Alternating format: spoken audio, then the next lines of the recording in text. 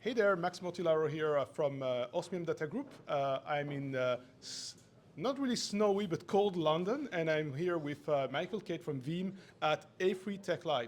Hey Mike, it's good to see you. And you, mate, and you. Yeah, not so sunny London, right?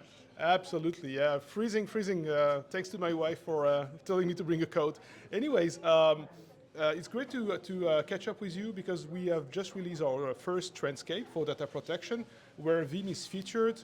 We're really pleased that Veeam is among the EMEA champions.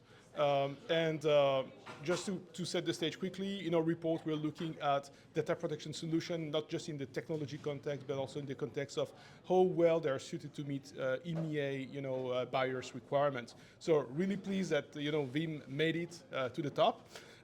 There's also a big news from Veeam side. You recently released Veeam 13. Can you tell us a bit more about that? Yeah, so a lot of our news has been around V13 and this Veeam software appliance, which is the ability to. So Veeam has traditionally been Windows-based. We've now got the ability to run all of our components on a hardened Linux appliance, whether that's a virtual machine or a physical machine.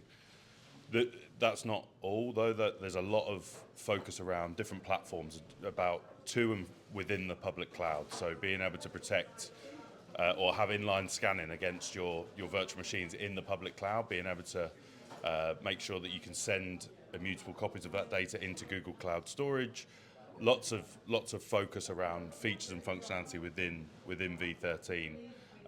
The other aspect is around like Veeam 1 and Veeam Intelligence, being able to bubble up all of that information using natural language to be able to query your backup infrastructure. Tell me this, and it will give you a report versus having to go through a web interface and get that information. So yeah, lots of cool stuff. Great, amazing. So the appliance is, one of the things that we were all the time telling when we were having briefings with Rick, when are you getting an appliance? So congratulations on getting that out. So I'm going to jump out quickly on two topics which are really important in EMEA these days.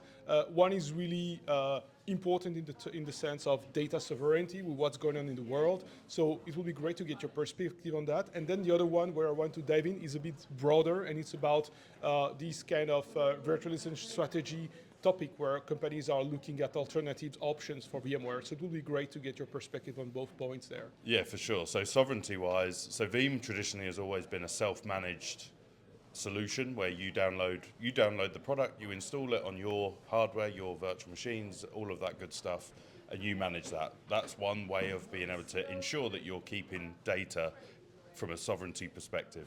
The other is our VCSPs, so being able to leverage an MSP to be able to offer Veeam as a service. And if you know where their data center is, where they're storing that data, you've got the ability to understand the four walls of their data center is in this particular location, again, equaling data sovereignty.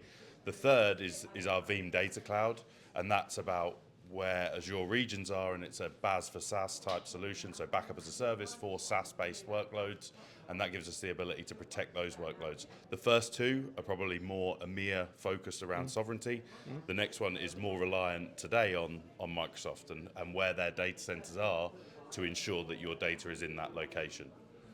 The second question around the hypervisor Hunger Games, that's what I've been calling it. And everything that's going on there, like nothing stops what we're doing from a VMware partnership perspective. Like we started off as VMware backup. The key part though is that other companies have a hypervisor strategy on where are we going, what are we doing, where are we sticking. So from a Veeam perspective, VMware is still very much front and center, but equally there's a lot of different KVM-based hypervisors that are appearing, and we have, I think it's 12 now GA that we can protect, including the public cloud virtualization, but also the like OpenShift virtualization. So VMs on Kubernetes, another area that we're seeing a lot of people interested in and moving towards.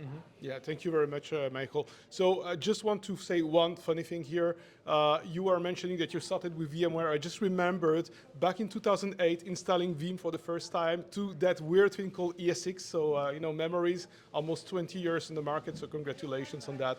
if people want to figure out more, they go to veeam.com, I guess? Yeah, Right? Veeam.com. Excellent. And for us, to check the Trendscape for data protection, go to osmiumdatagroup.com, go to Insights, and you will see the report over there. Thank you so much, Michael. It's a pleasure to see you. Awesome, and you. Thanks.